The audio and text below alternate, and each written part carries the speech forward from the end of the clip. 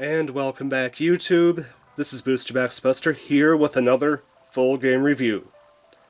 Today we're going to be taking a look at OceanHorn, Master of Uncharted Seas, for the Nintendo Switch Entertainment System. This game is developed by Cornfox and Brothers and published by FDG Entertainment and the Cornfox Brothers as well.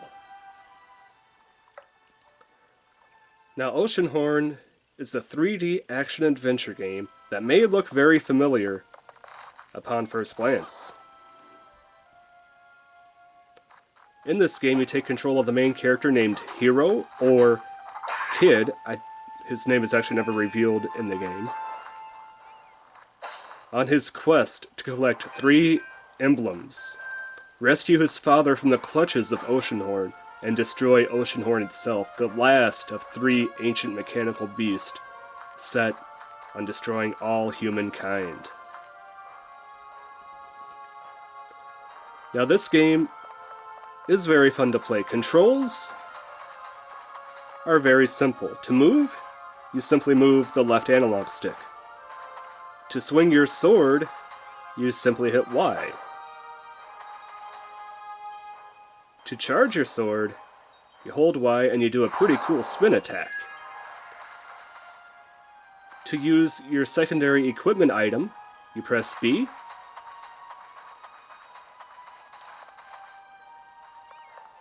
And to activate your magical power, which you will gain later in the game, you press X to unleash it.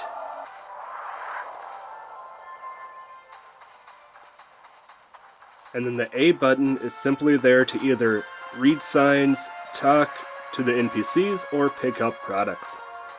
Now, one annoying thing, you can either, if you're standing still, you can drop the product right where you are, but if you're even slightly holding the thumbstick, you will instantly throw it. And that is a bit annoying because sometimes you don't want to throw an item. You just want to move it somewhere else. So keep that in mind. If you have any momentum at all, even after you let go of the thumbstick, you will throw it. You have to be standing 100% still.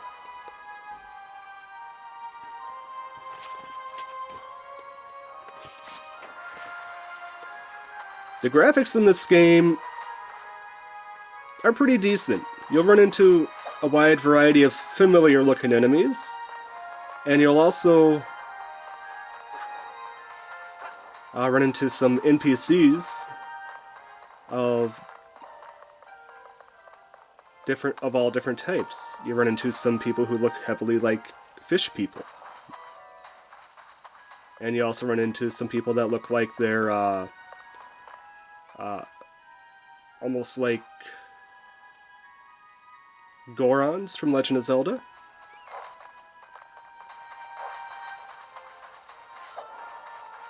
And you also run into other fellow humans along your path, all of which will hopefully give you some nice helpful advice or just add a little bit to the story.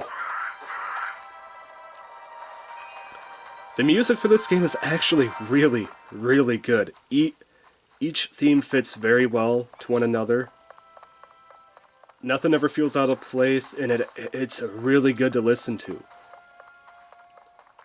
And you'll never believe who they got to compose one of the songs for this game.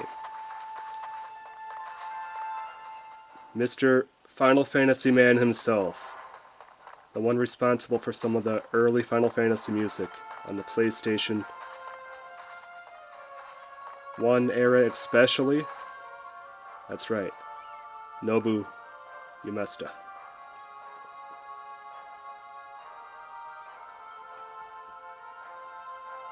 I could not believe they got him to do one of the compositions for this game. That is amazing. And it's just fantastic. I absolutely love it. And even the ones that aren't made by him all sound great too. This game has great music, so if you like good music, I definitely recommend checking this game out.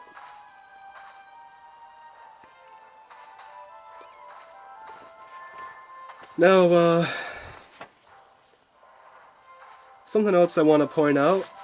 So, on your travels through this game,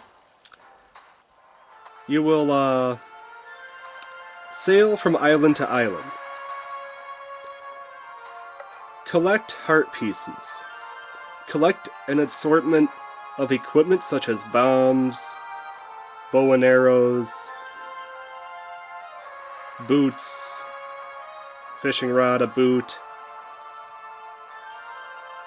You'll upgrade from a wooden sword and shield to a metallic sword and shield, and you will also collect magical stones which grant you magic powers, such as the power of ice, the power of fire, the power of earth, the power of healing, and the power of dark magic. The dark magic one is optional though, so you don't need that.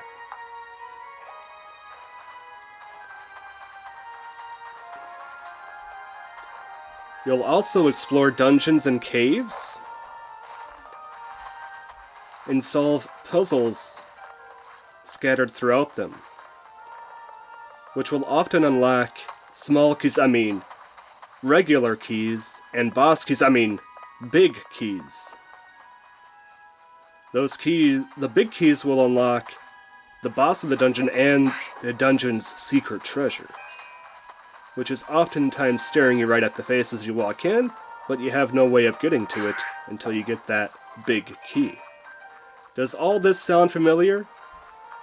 Does all this look familiar? It should.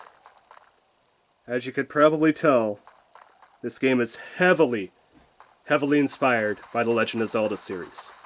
And let me tell you, inspiration is not a bad thing, because if you're going to be inspired by a series, why not choose the best, right? Go straight for the top. Legend of Zelda, a great game franchise. Why not make a game similar to it, right? And let me tell you, it's a fun game. And the best way to describe this game is Legend of Zelda Light.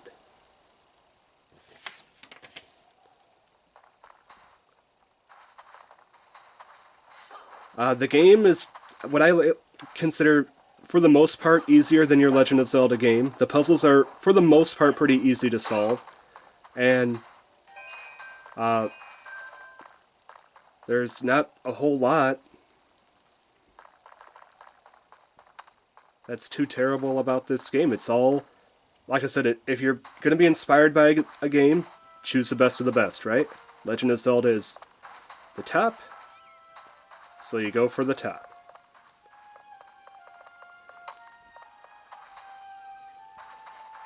Now, Legend of Zelda always has contained its secrets, and that's fine. This game contains its secrets too. However, there is one big glaring issue that I have with this particular game. First thing, whenever I'm sailing, or I want to mention something real quick. Whenever I'm sailing, all I can hear is Legend of Zelda Wind Waker music. That's inevitable. No, I can't change that. My mind just goes instantly to Legend of Zelda Wind Waker. But another thing, toward the end of this game, there is a fantastic secret island. And honestly, it affects the main story absolutely nothing. But the self-contained story on that island is spectacular, and it is so hidden.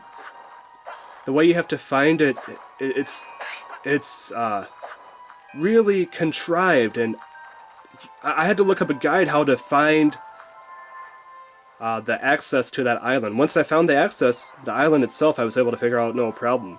There's a secret boss which is super easy on that island, but the story on that island is so good. I don't know why they hid such a great extra little thing in such a convoluted way. That I was a bit disappointed by.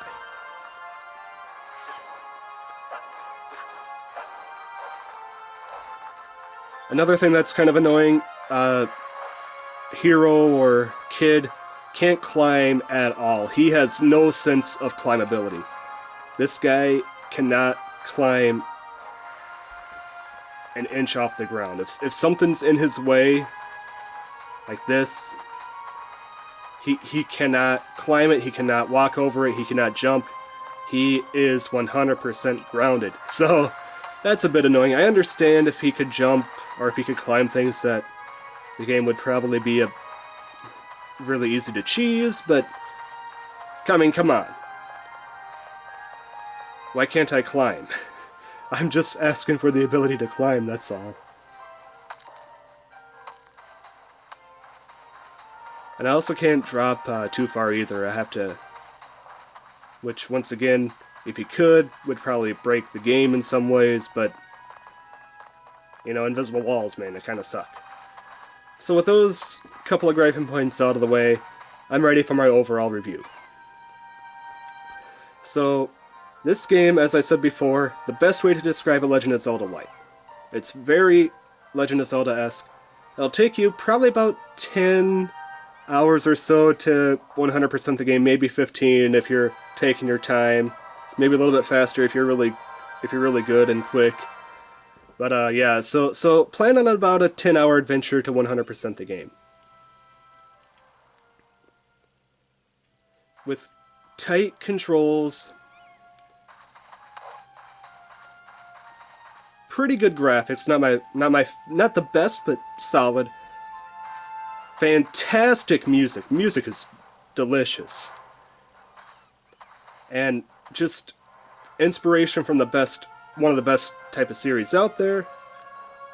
This game is definitely a worthy purchase. If you're looking for something to fill that Zelda void while you're waiting for the next Zelda to come out, this game will definitely do the trick. With all that said, my final verdict on this game is a solid 7.5 out of 10. It's just, the graphics don't quite do it for me, the inspiration is a little bit lacking. Even with fantastic music, it doesn't quite achieve that Legend of Zelda quality, you know what I'm saying? So my final verdict, 7.5 out of 10. If you have played this game or planning to play this game, please let me know what you think of it in the comments down below. I always love to hear other people's opinions. This is Booster Max Buster with a full game review of the video game OceanHorn on the Nintendo Switch Entertainment System. Signing out.